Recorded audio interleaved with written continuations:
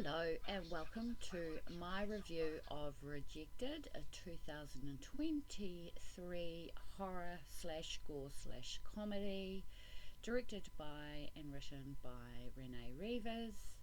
This 15-minute short horror film it's an original horror parody.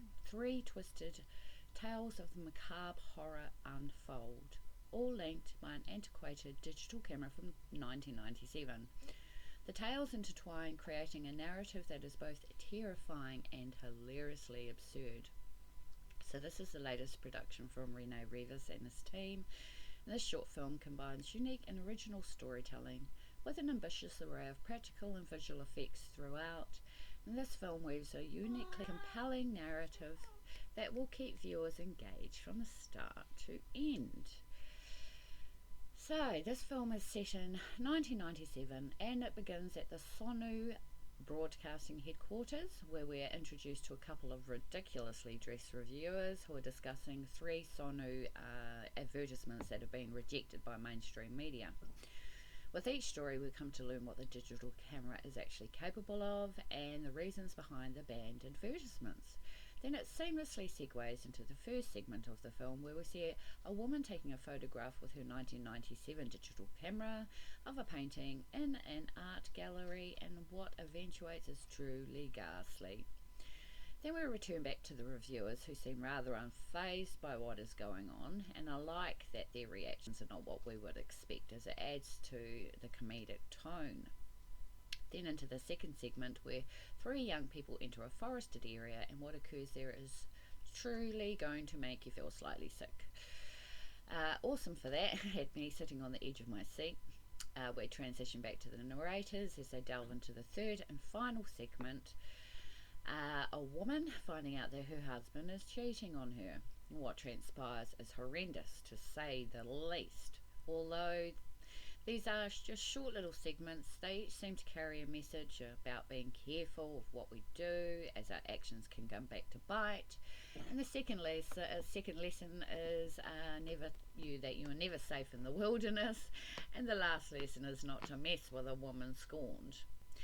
I can see that a lot of work went into the making of this short film, especially in terms of the makeup, costumes, prosthetics, visual effects, sound effects, physical props, the cinematography, as well as the savage carnage we see playing out in each segment. I commend the team behind the film for the intricate details and excellent attention to details. And although there was quite a lot going on, considering the running time is only 15 minutes, I think this was well contained and delivered appropriately. It was made easy enough to follow along with the storyline, which is really good.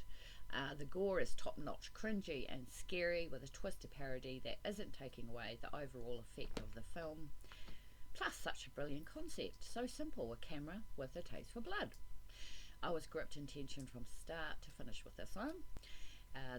That is what I like about these little short horror films, the technicalities that go into making a short film of such a short length of time. It always excites me to see a short anthology when it is successful like this one. I appreciate how this film interweaves the camera into each of the individual segments, almost like the camera is the antagonist character in the film. I also found the interludes where we see the video players' mechanisms, internal systems operating.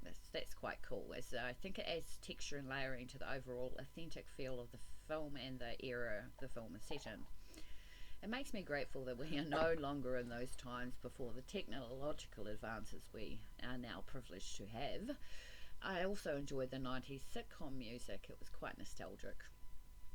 So I've seen a lot of horror comedy films in my years.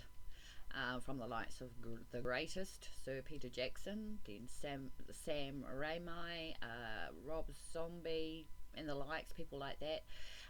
To pull off a successful film in this genre is complex and technical, especially given the short length of time, and it can make it extremely challenging. So it is always refreshing to see an independent filmmaker like Renee Rivers, who can deliver what big budgets can only achieve in a feature-length film into a 15-minute time frame.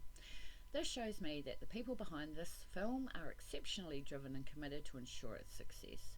That is essentially what I'm looking for in short films like this. If they can deliver a well-plotted film that I can see the cast and crew working hard to ensure it meets its goals, then it's a bonus. I support independent filmmakers because they are leading the way in the horror genre as Hollywood falls apart, and with films like this that are unconventional and not the typical generic Hollywood horror, it is encouraging to see that although some indie films are hit and miss, this little gem is one of the successful ones. We need to ensure indie creators have a voice. It is imperative to the horror genre that we keep indie filmmakers in the front, leading the horror genre into uncharted territories, pushing the boundaries when it comes to gore and ramping it up with some comedic expositions to lighten the extremely horrific images. If you want to see something different in the horror sphere, this is one to watch. You won't regret this film, and it will surely be enjoyed by all horror fans. So that is my review of Rejected by Rena Rivas. So if you manage to come across it, watch it. It's pretty good. That's been my review. Have a good day, and until next time, stay safe out there. Bye for now.